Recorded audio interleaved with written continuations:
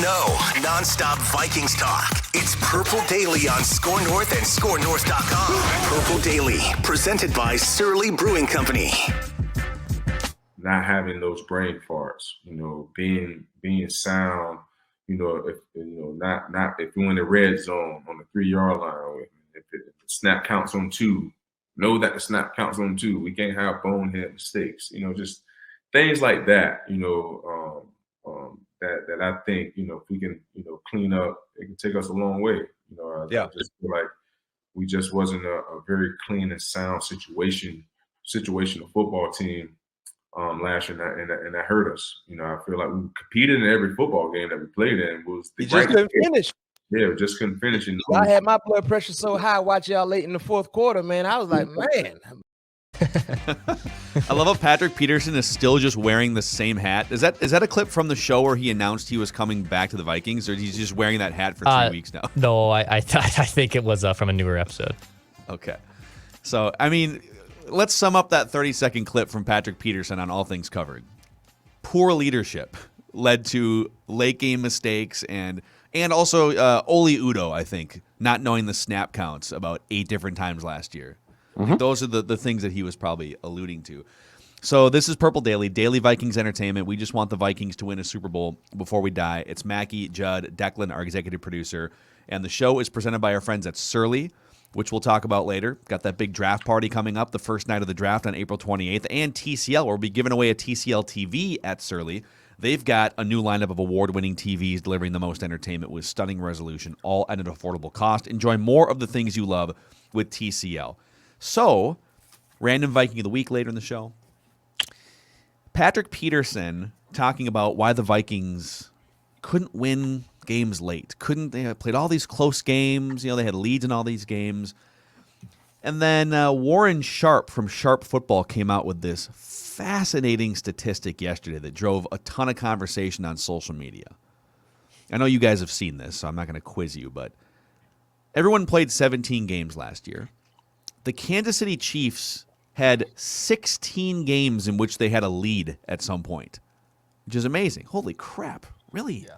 16 out of 17 games, the Kansas City Chiefs had a lead. Mm-hmm. The Vikings had a lead in 15 games last year. 15 out of 17? Now, they're not the only team with 15. They're tied with Arizona, San Francisco, the Rams, Baltimore, Green Bay, Indianapolis, Carolina. That's interesting. All the way at the bottom of this list, the Jets and the Jaguars only had 7 games in which they had a lead at any point. So, that was pretty bad at that. But what do you, before we get into some of that, because I looked at the 7 games in which they lost despite having a lead, and there's some interesting things there. But when you saw this, you saw, wow, they had a lead in 15 of 17 games. What do you make of it? I think it's really simple. So this goes back to the parity in this league basically means that almost every team is around the same. Like there's a handful, or no, there's probably smaller than that of like really, really, really good teams. And there's a small portion of really, really bad teams. The Jets, really bad. The Jaguars last year, really bad. But I think what this shows is that the majority of teams are evenly bunched, and that you're going to have a ton of close games. And not just the Vikings, everybody is, unless you're terrible. And so I saw this, and it didn't surprise me one bit. Conversely, because teams are bunched so much, at some point in time, and we've talked about this previously, it's not bad luck. It's not like, well, oh man, look at all those close. Like, I feel like we try and torture, especially in this league, close losses into like one play, and it's bad luck, and if only. But the league is built to have games like this. It's why fans love this league. It's not because games are good. It's because games are close, which is, by the way, fine. I'm not criticizing that. But the point is, at some point in time, if you played 3 close games and lost them all, that might be bad luck. Situationally, you missed a kick. You threw a pick at an inopportune time. Somebody fumbled. 3 losses. That's tough. At some point in time, when the number, I should say, is as ridiculously high as what you just gave us, it defines you. So, like, one, I'm not surprised. And two, seeing that stat has never made me back off the fact that I think that the Vikings, as Bill Parcells record-wise says, are who you are. Yeah. And the Vikings were who they were. And I feel this grabbing at straws of, yeah, but if only this game had gone this way. And where do you stop that game? Well, and to your point about everything just being close, like, so first of all, there's it's not like baseball where one team, I just saw the opening day payrolls come out, and you got teams like the Mets and the Dodgers are literally spending $250 million on their payroll, and then you got the A's and the Pirates and the Guardians, and they're spending like, $40 million or less on their payroll. And so, yeah, obviously, like, the teams that are spending way more money are going to much more likely be better teams. Well, in the NFL, because everyone is capped at a ceiling and there's a floor, like, you can't just spend $40 million in the NFL. You have to spend like 90% of the salary cap. So it's just, I mean, it is as evenly distributed across the board as you can possibly get, right? And then the worst teams get the best draft picks. So it's social. I mean, it's sports socialism, right? It's everything's equal. Okay, we're going to give to the poor by giving them the number 1 overall pick, and then we're gonna take away from the rich by making them draft later. And so when Caesars came out with their odds a week ago for the over-unders, all but 7 teams, so 25 teams, are projected between 6 and 10 wins. So somewhere in that kind of middle ground. Like, what's the real difference between like a 9-win team and a 7-win team? It might be that you missed a field goal. Greg Joseph, right, misses a field goal in Arizona. So I with everything being fairly equal, what are the things that put you over the top? I would say situational defense on third down, right? A quarterback who can rise up in certain moments, a coach that knows how to preserve timeouts so that you get the extra possession late. Maybe it's a touchdown you gave up at the end of the first half because you just couldn't stop a team in the 2-minute drill, and that leads to a loss. So it's all these little situational, marginal things. Dex, when you saw that, you're like, "Wow, the Vikings 15 leads last year." What was your first thought?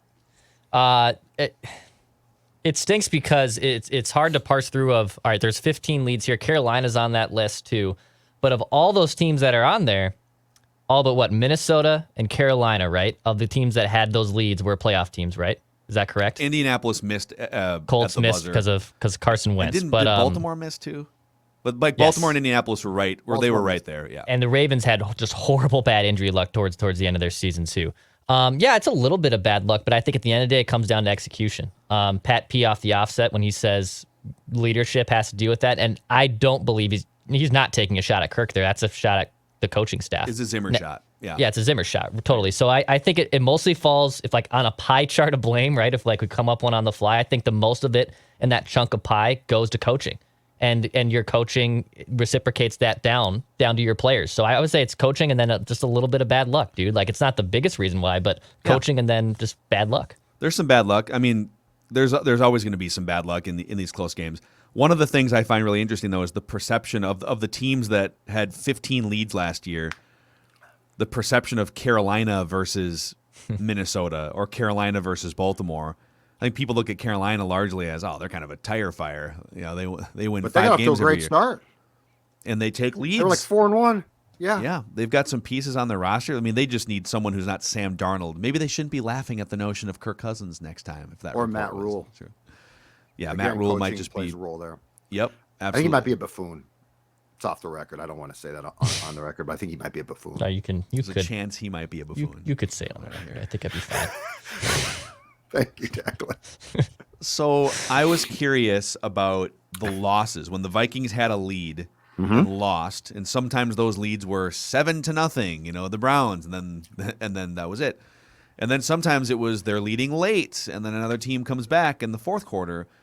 What happened in those 7 games in which the Vikings had a lead at some point and lost? Whose fault is it? Is it offense? Is it defense? Is it something situational? And what can the Vikings sort of pick up from those games and learn going forward so that they don't have 7 losses in games in which they had leads. I don't know how that compares to the rest of the league, but it's probably at or near the top because they had the second most leads. Sure. So the Bengals game was really interesting to start the year. The offense they get into this close game in the fourth quarter. They were down by 2 touchdowns early in that game, and their first drive was a total disaster. They had 3 penalties in like the first 5 snaps. They just like weren't ready for the season. Yeah, first play of the season I think was the first 2. Then they jumped the first 2 plays. Yeah, it was bad. So once they start to come back, the offense wound up with 2 3-and-outs after the 6-minute mark of the fourth quarter, and then in overtime with a chance to win. Now they did wind up kicking a tying field goal in between those drives, and then the Dalvin Cook fumble situation, which I still don't think it was a fumble, but it was a bang bang play. They were getting into field goal range. I almost chalked that Bengals game up to.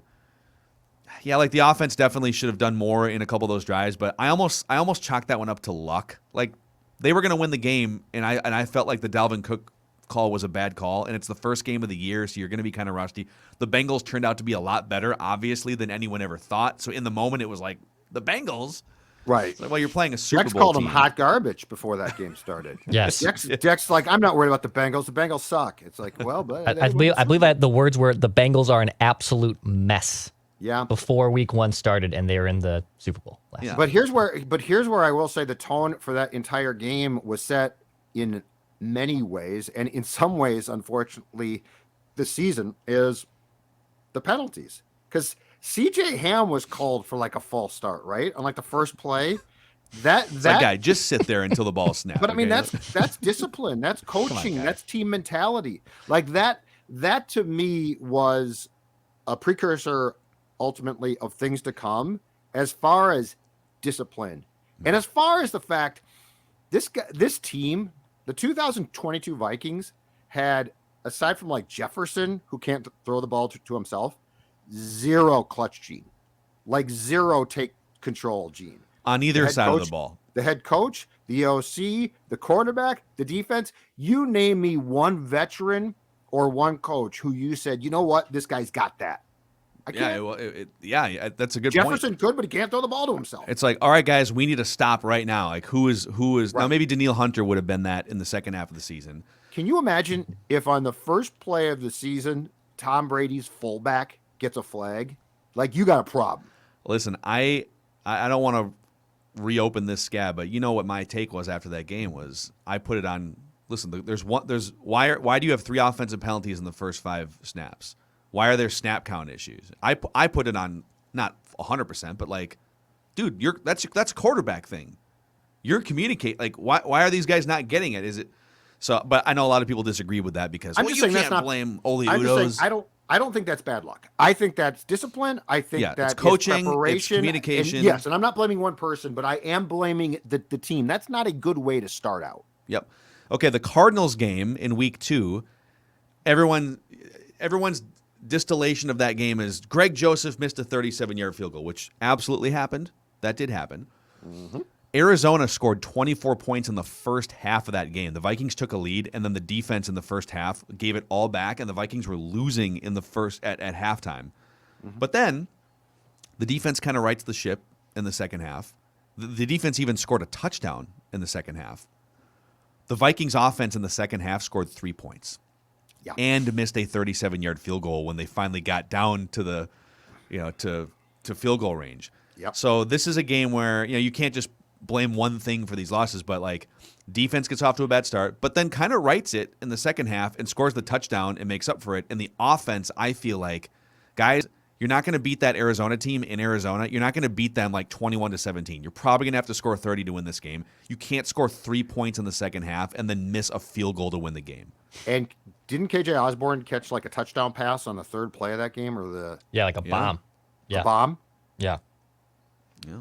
Okay, boy, sure nice to follow that up with more points.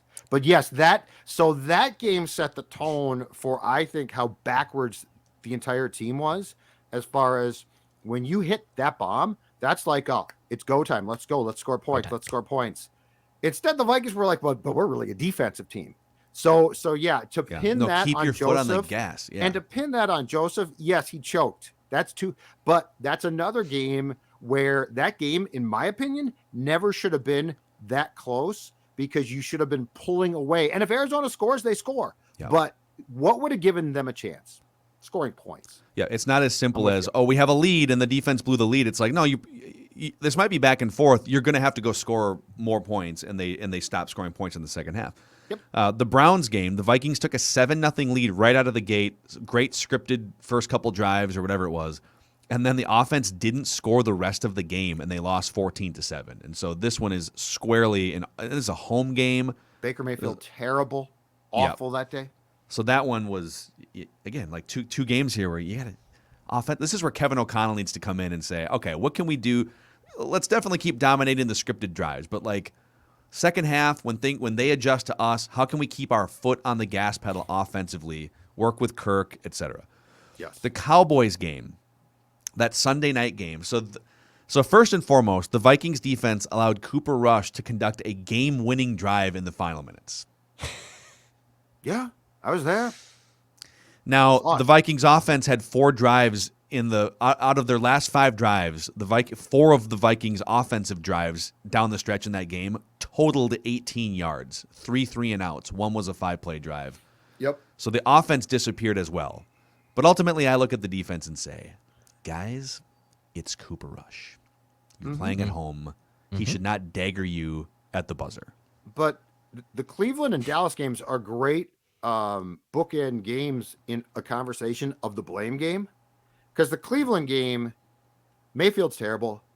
They're not scoring points.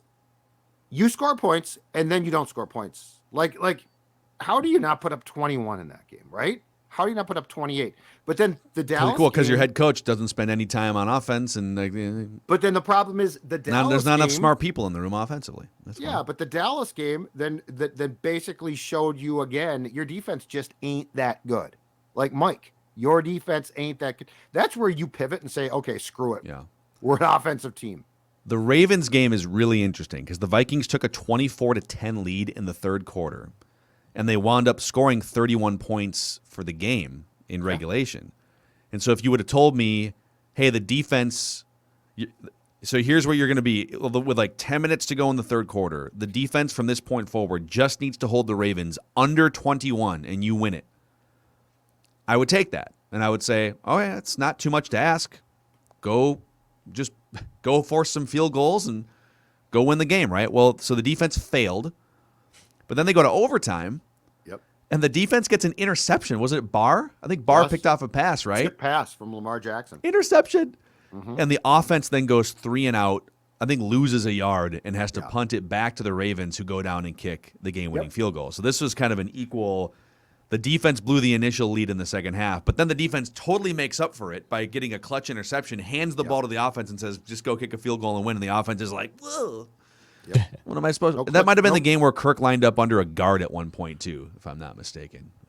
Can't remember. Was it San Fran? Was it San Fran? Yeah, it was San Fran late. San Fran game, fourth down. Yeah, the meltdown of San Fran is the next one, by the way.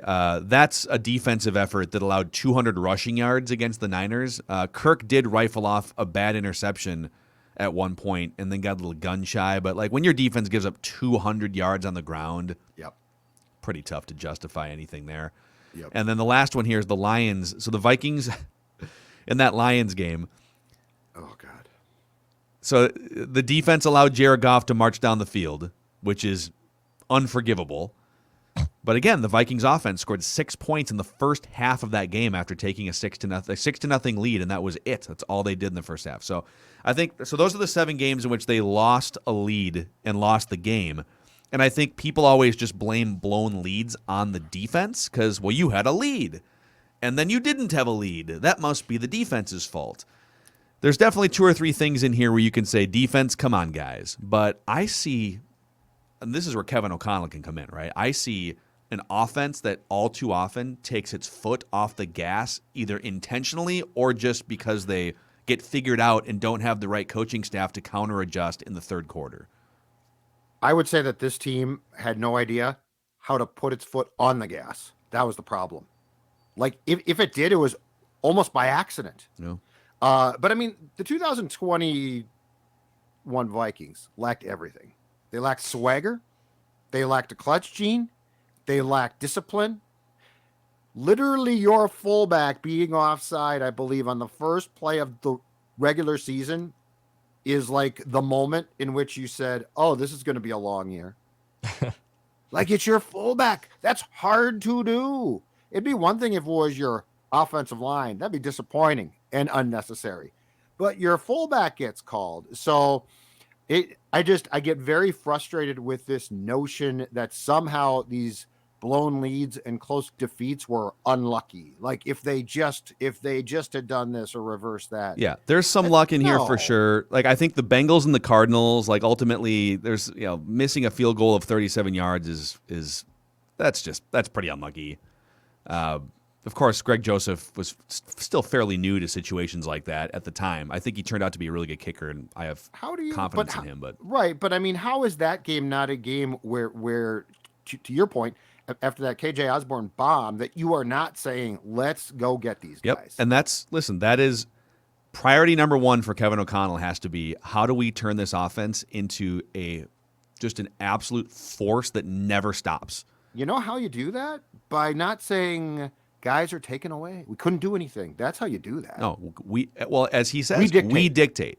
Yes. We dictate. But now you've got to have everybody on board to do that. Like that has to become the mentality. I don't know why people wouldn't be on board with that. If you're talking about Cousins, see, this is the thing. Like, if you go to Cousins and say, because Cousins, there's that clip that's gone around social media with him sitting next to O'Connell in Washington like 5 years ago, and Kirk is saying, when I have a lead, mentally I just kind of go into conservative mode, which says a lot about. And I think you see that with the Vikings too. It's like they get a lead and he doesn't want to make a mistake to cost them something. And I appreciate the fact that he doesn't train wreck games very often. But Kevin has to tap into the other side of it where it's like, whatever we did to take that 14-point lead or to march down the field and throw a touchdown pass to Thielen or Jefferson, who cares how many points they have? Let's go score 40. Right. And let's win this game 40-10 or 40-37. But let's go score 40 in this game because we can. And I think that the players will all be on board. What I'm saying, though, is it's a mentality as well. Like, it's one thing to say, yeah, let's keep going. But then when it gets to be time to do it, that's the mentality part. And that's what, and I'll give him credit. That's where Stafford's bad picks are incredibly intriguing, because he threw bad picks in part because the Rams were trying to force things. Like they were trying to keep. And so, okay, you throw that bad pick. Do you come right back and say, screw it? Yeah. Let's try for another big play. Or do you say, oh boy, I don't like how that felt. I'm not going to try and do that. That's the question I have. And you guys know enough about my poker background from, back when poker was booming 10, 15 years ago. And like I had been around enough tournaments to know that the players who generally are aggressive are going to win more in poker. And the players that are just kind of, okay, I don't want to make a mistake and I don't want to, you're going to get eaten alive. Yep. And now the players who are aggressive, are they oftentimes going to shove their chips in and get called on something on a bluff and oh shoot, yes.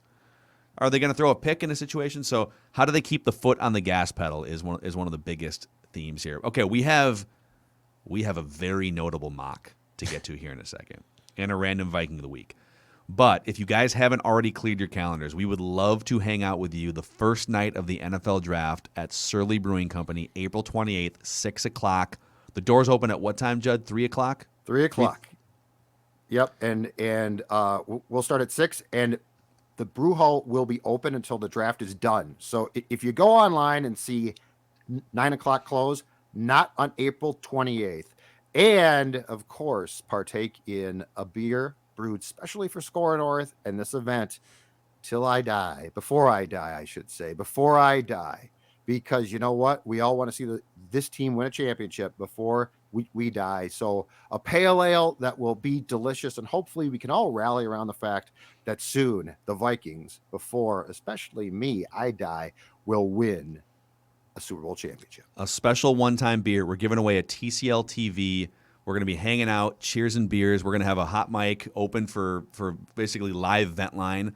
And so we're just looking forward to hanging out with you. So even if you're out of town, come on in town for the weekend and spend some time with us at Surly Brewing Company for the night one of the NFL draft. Also, a shout out to our friends at Federated Mutual Insurance Company. You talk about offensive line. The Vikings have been trying to fix that. I mean, Federated provides an offensive line basically for your business. They're all about risk management and protection. They have all sorts of tools, resources, and people that can help you with that risk management, maximize your business. Federatedinsurance.com. And remember, at Federated, it's our business to protect yours. I want a mock! Boys, we have a 1.0 from Peter Schrager, NFL insider from Good Morning Football, NFL.com.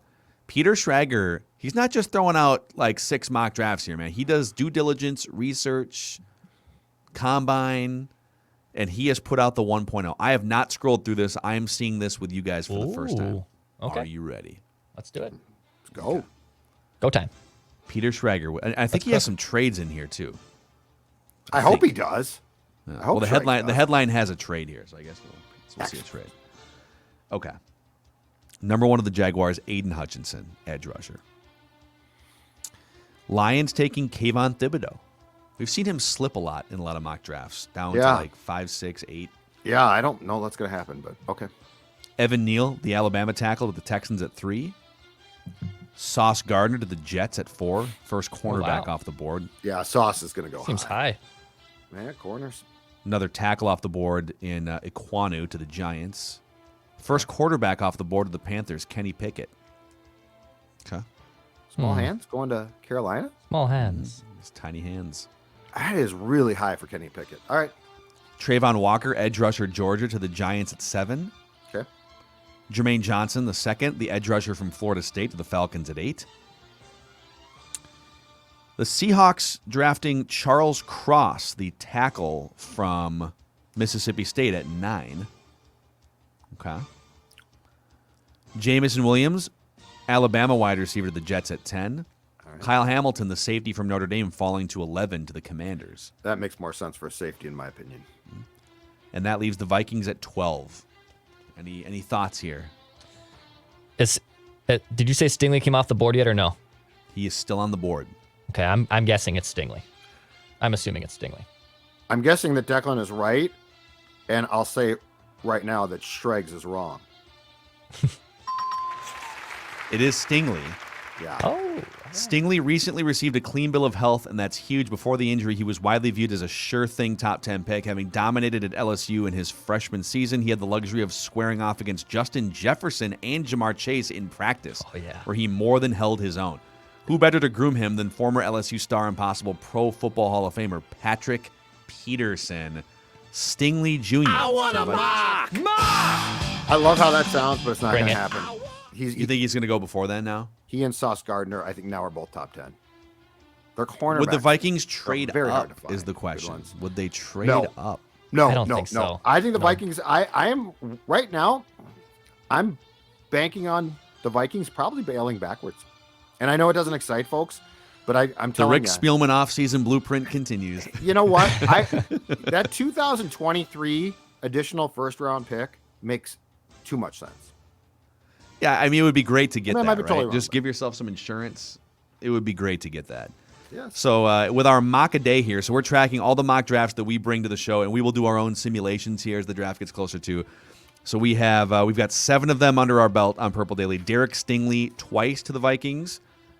Edge rusher Jermaine Johnson twice to the Vikings. Trent McDuffie twice to the Vikings. And Jordan Davis, the defensive tackle from Georgia, once. There's also a trade in here, too, from NFL.com. I'm just going through the rest of this just to see where some of the other players go. There's a wide receiver run here in the teens. And then Trent McDuffie falls to the Eagles at 18. Malik Willis falls to the Steelers at 20th. I would I don't just think he be gets- shocked if he's on the board at 20. I don't think he gets I to don't see 20. that. I don't think he gets to 20.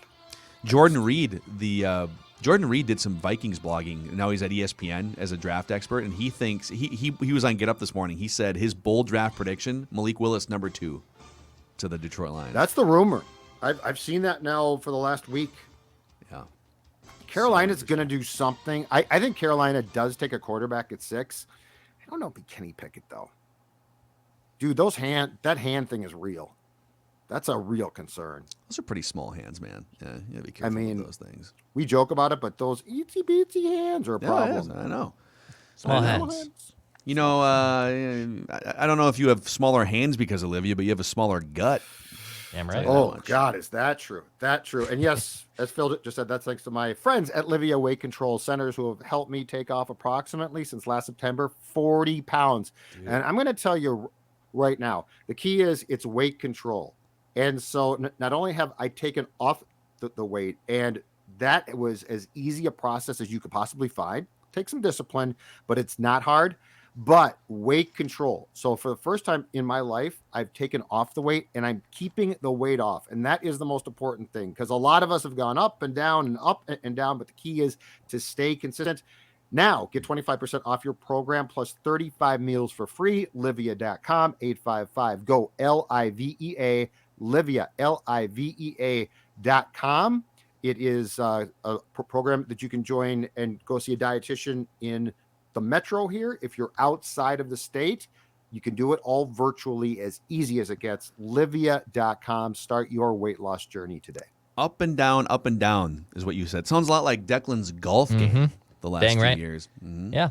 And, you know, I might be flirting with shooting 100. I broke it a few times last year, which was a big step. But I'm really looking forward to going down the Meadows at Mystic Lake. This is going to be the true challenge. Can Declan break 100 at Meadows at Mystic Lake? And I think we'll have to do a Score North live stream. I'll get the guys out. I'll have a little Periscope. I'll have the YouTube session as Declan looks hit a knee knocker from 6 feet out to get to 99 for the day at the Meadows at Mystic standing Lake. Over a quadruple bogey putt here for a 99.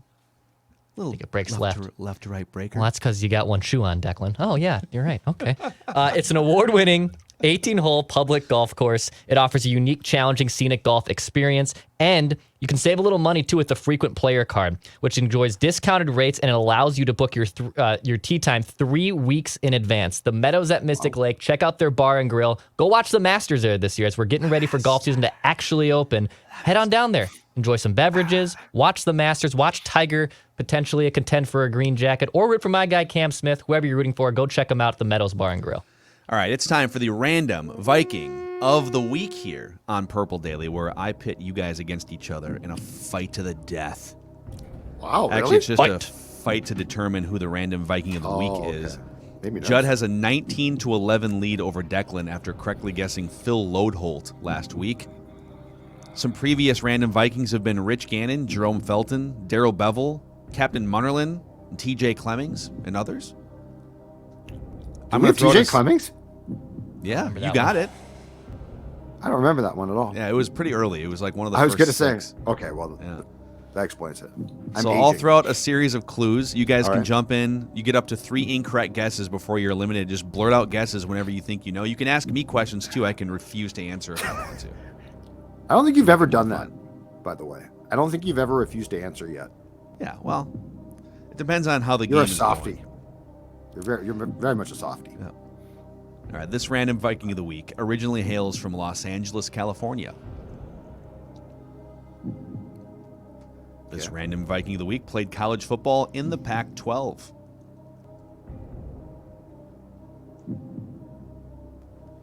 This Random Viking of the Week played for 4 different NFL teams. 5 actually, if you count. He was with another team for just an off season. Okay.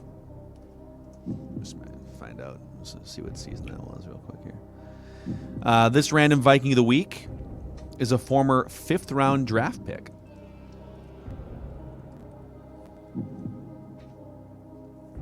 Any guesses yet? 5th round. I don't think that's a Pac-12 school. I don't even know I don't even know like the years at all or the coaches. So I ordinarily have no idea until you get to that. All right. Well, I'll keep going here. Okay, this Random Viking of the Week played college football at Arizona, where he was inducted into the Arizona Ring of Honor in 2015.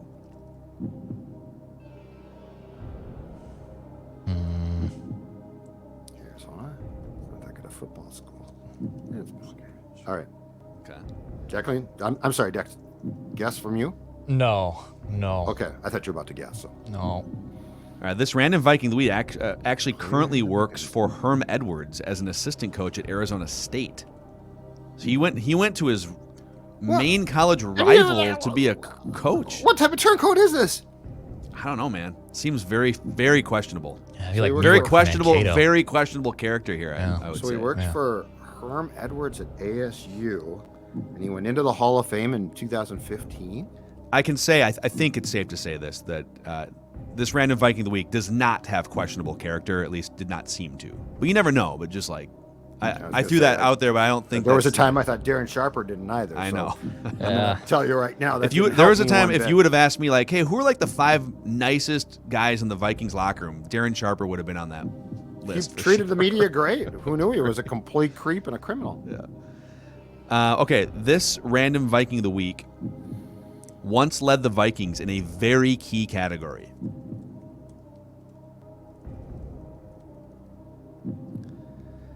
This Random Viking of the Week played in over 100 career NFL games, but he only has one major team or individual award. Like, he never won a Super Bowl. The only award he has ever won was an NFC Special Teams Player of the Week award once.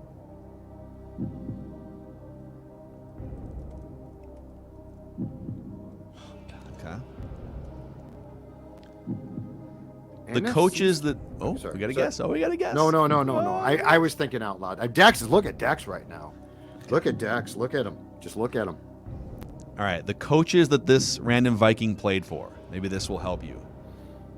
Brad Childress, Mike Shanahan, Dick Duran, Jeff Fisher, excuse me, Todd Haley, and Lovie Smith. Oh, God.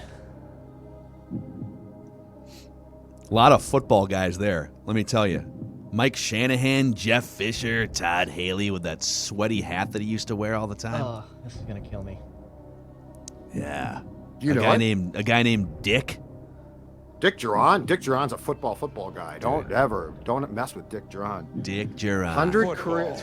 So This Random Viking scored 10 touchdowns in his career. Oh, 10 touchdowns.